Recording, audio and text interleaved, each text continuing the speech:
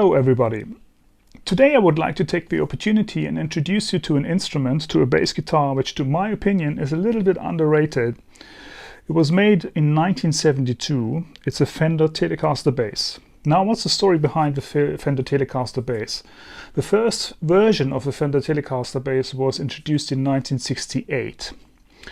And that was pretty much a carbon copy of the 1951 Fender Precision Bass. So it was a copy of, or a reissue of the very first Fender Precision Bass, which just had a single coil pickup and a slab body and all that. And then in 1972, Fender reintroduced a second version.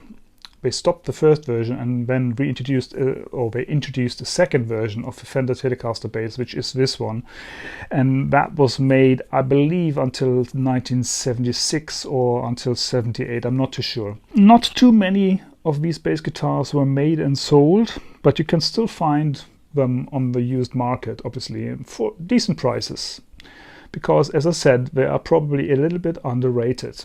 Now, what's the story behind this instrument? As I said, this is a 1972.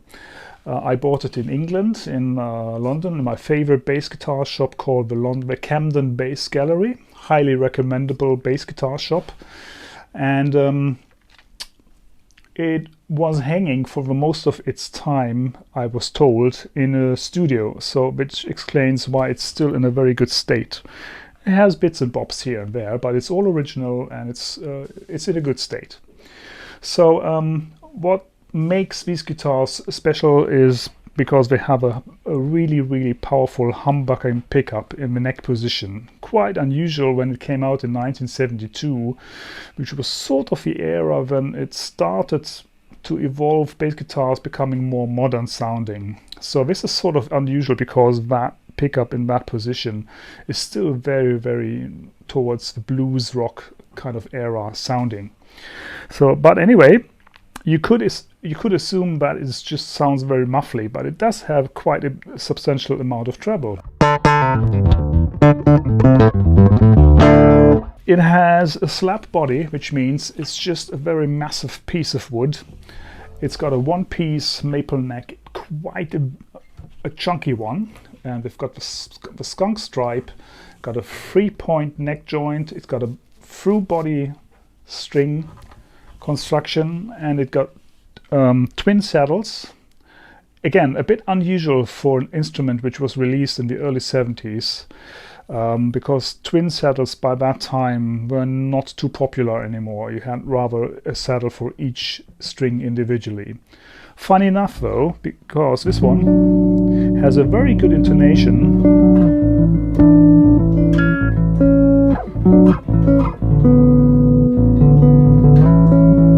Even in the upper register. It was the first bass from Fender that had the bullet truss rod, which was up here. The very first bass in the Fender repertoire at the time, in 1972, was this one. And probably the biggest change, as I mentioned already, was the 3-point neck joint, which has an additional screw here where you could actually change the angle of the neck. That's pretty much it. I think what's unusual about this bass is that it has a very long sustain.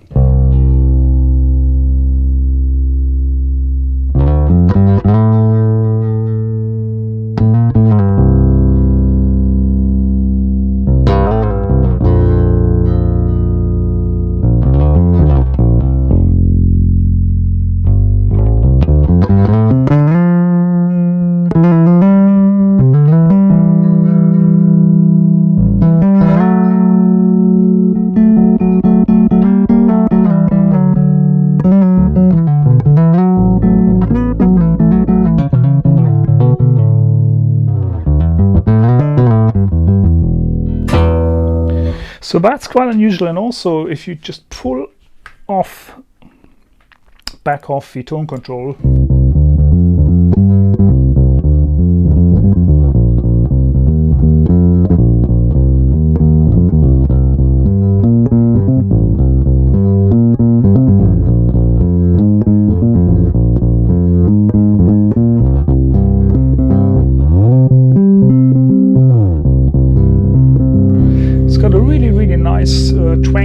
tone, isn't it? It's just a wonderful bass guitar, honestly.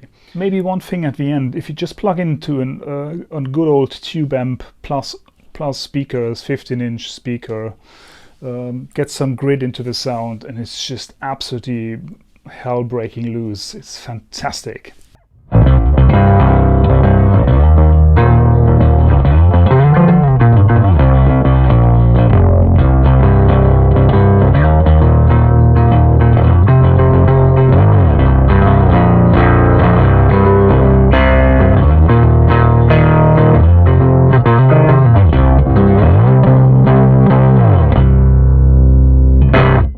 That's it for today. Thank you very much for listening.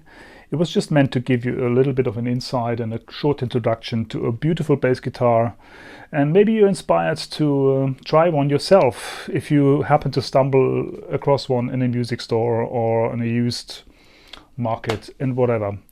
Have a try. They are really, really interesting instruments. So have fun, enjoy, keep playing bass guitars, and all the best. Until next time. Bye.